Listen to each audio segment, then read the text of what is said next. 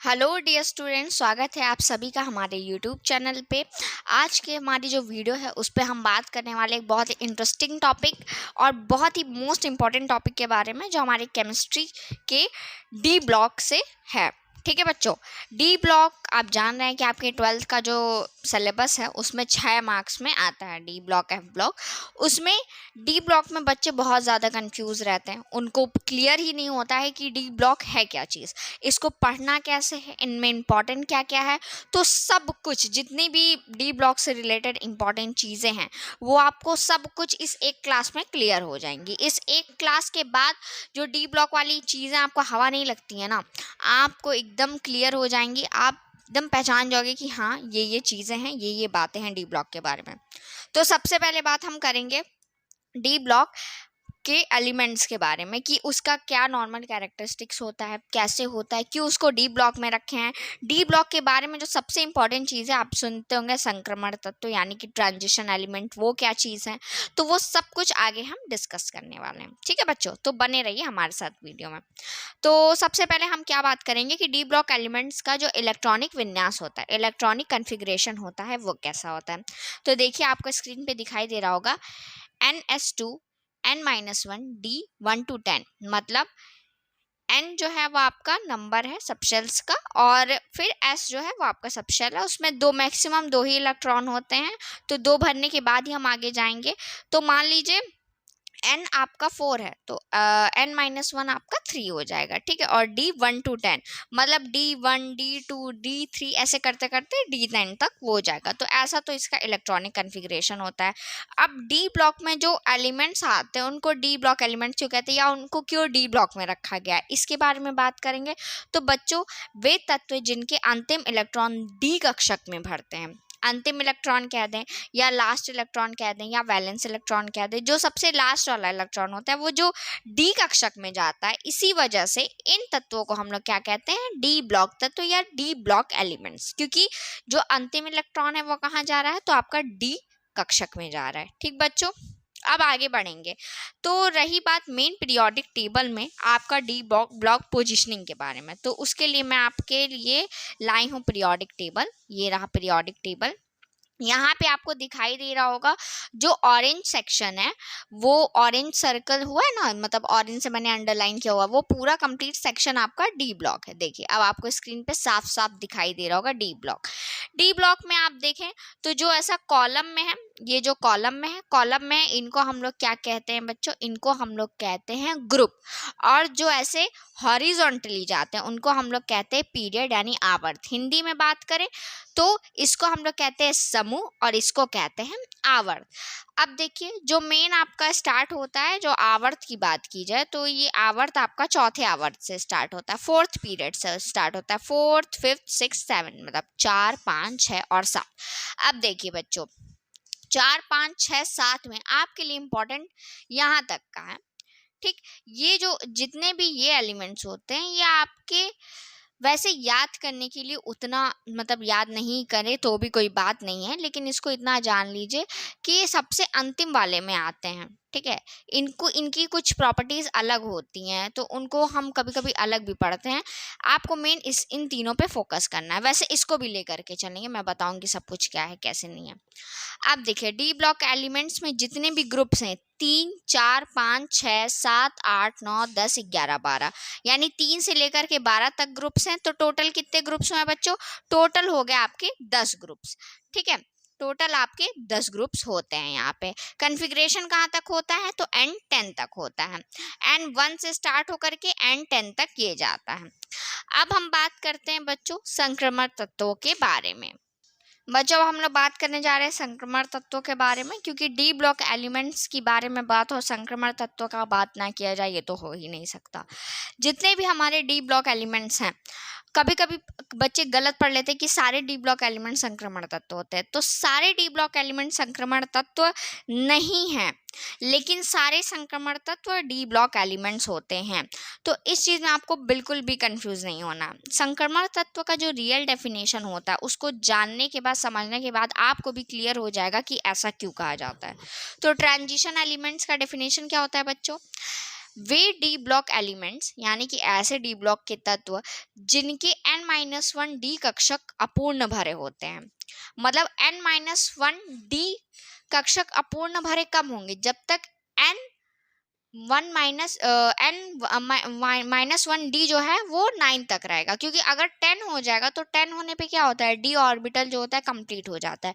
D में आप जानते हैं ना कैसा होता है सिस्टम, डी का सिस्टम कुछ ऐसा होता है, डी ऑर्बिटल डी कक्षक आपका ऐसा होता है 1 2 3 4 5, और इस एक में कितने इलेक्ट्रॉन भर सकते हैं? 2 इलेक्ट्रॉन भर सकते हैं अपोजिट स्पिन वाले। ठीक, एक ये होता है, एक ऐसे तो है, एक ये होता है, कैसे होता है, एक ये होता है, कैसे होता है, एक ये होता है, कैसे होता है, एक ये होता है। तो अभी इसमें एक इलेक्ट्रॉन की कमी है तो ये अपूर्ण है, तो ये क्या हो गया? संक्रमण तत्व हो गया। जहां पे ये अंतिम इलेक्ट्रॉन फिल हो जाएगा तो ये कंप्लीट हो जाएगा, संपूर्ण हो जाएगा, तब ये संक्रमण तत्व नहीं रह जाएगा, ये नॉर्मल डी ब्लॉक एलिमेंट रह जाएगा। ठीक बच्चों, तो जितने भी हमारे डी ब्लॉक एलिमेंट्स होते हैं उनका मैंने कॉन्फ़िगरेशन क्या बताया था, लास्ट में डी 1 to 10 होता है, लेकिन जो संक्रमण तत्व का इलेक्ट्रॉनिक विन्यास होता है वो 1 to 9 ही होता है, 10वां नहीं इसमें आएगा बच्चों। और ये बहुत बड़ा कन्फ्यूज़न होता है, बहुत सारे टीचर्स मतलब हो सकता है बताते हो आपको समझ में ना आता हो, या कभी कभी कन्फ्यूज़न क्रिएट हो जाता है। तो सारे लोग ये सोच रहे हैं, बच्चे को यही ज़्यादा सोच में रहता है कि जितने भी डी ब्लॉक के एलिमेंट्स हैं सारे ही ट्रांजिशन एलिमेंट है, सारे ही संक्रमण तत्व है। तो ऐसा नहीं है बच्चों, सारे डी ब्लॉक के एलिमेंट संक्रमण तत्व नहीं है, लेकिन सारे संक्रमण तत्व डी ब्लॉक एलिमेंट्स हैं। ठीक, तो मुझे लगता है यहाँ तक का जो भी कंफ्यूजन था, जितने भी बच्चों के मन में रहता है संक्रमण तत्व और डी ब्लॉक एलिमेंट्स का, वो क्लियर हो गया होगा। ऐसा जो कंफ्यूजन होता है ये तो आपका केमिस्ट्री का कंफ्यूजन है, लेकिन ऐसे सभी बच्चे जो मैथ्स में कंफ्यूज रहते हैं, जिनका मैथ्स में अभी तक कुछ भी प्रिपेयर नहीं, उनके लिए हमारे पास टॉप 50 स्टूडेंट बैच है। बच्चों आप चाहें तो ये सारा डिटेल पढ़िए और इस नंबर पे आप कांटेक्ट कर सकते हैं और बैच से रिलेटेड सारे इन्फॉर्मेशन ले सकते हैं। ये सारे बेनिफिट्स आप लोग के लिए हैं, तो जल्दी फ़ायदा इसका उठाइए। बच्चों अब आपको जो स्क्रीन पे दिख रहा होगा वो मेन ग्रुप के नाम है, जैसे मैंने 3 4 5 6 बोला, तो उस ग्रुप को क्या बोलते हैं? तो 3rd B, 4th B, 5th B, 6th B, 7th B, 8th में यहाँ पे एक है कि यहाँ पे 3 ग्रुप होते हैं, 1 2 और 3। ठीक है, 1 2 3 का मतलब आपका ये हो गया कि वो जो लास्ट में आपका होता है 8 9 10, ये तीनों आपके 8th बी में आते हैं। ठीक बच्चों, फिर उसके बाद से 1st बी, 2nd बी, ये सारे जितने भी ग्रुप हैं वो इसमें आते हैं। ये सारा आपको इलेक्ट्रॉनिक कॉन्फ़िगरेशन दिख रहा होगा, लास्ट में इसमें D1 भरता है, D2, D3, D4 और उसी तरह आगे कंटिन्यू।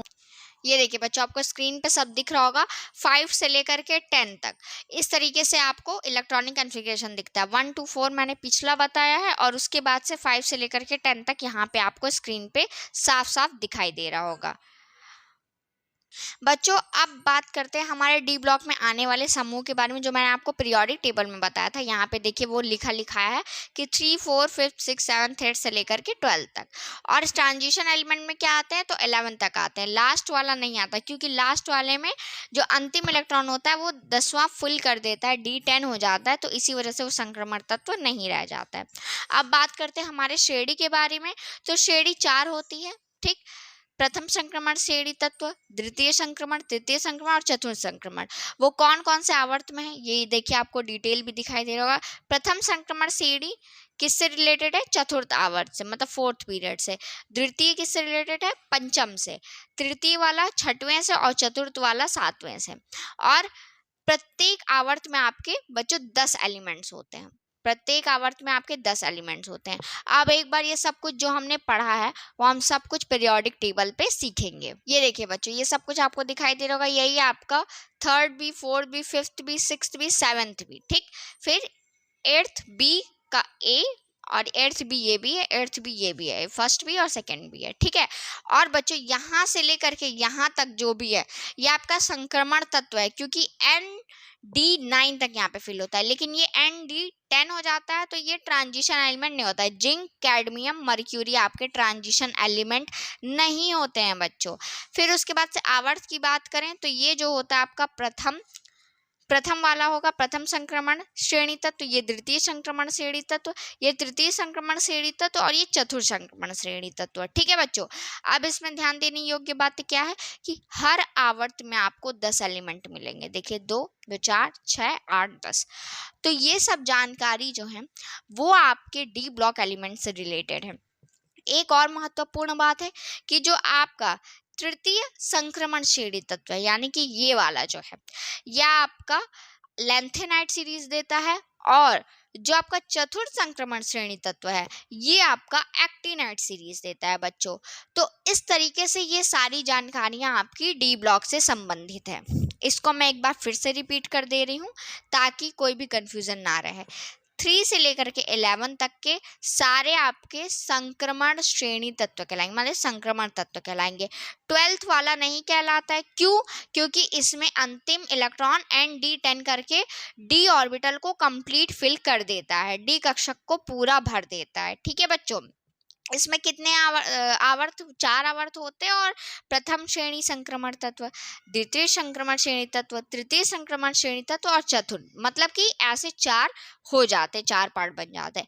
जो लास्ट के 2 होते हैं वो आपका सबसे लास्ट का जो ऊपर वाला वो होता है वो आपको क्या देता है, लेंथेनाइट सीरीज या लेंथेनाइट श्रेणी तत्व, और दूसरा लास्ट क्या देता है आपको, एक्टिनाइट सीरीज यानी कि एक्टिनाइट सीरीज तत्व। ठीक है बच्चों, आई होप आपको डी ब्लॉक जो है वो बेसिक सब कुछ क्लियर हो गया होगा। आप मुझे कमेंट्स में बिल्कुल बताइएगा, कोई डाउट होगा तो भी पूछिएगा। ठीक है, थैंक यू सो मच, पढ़ाई करते रहिए।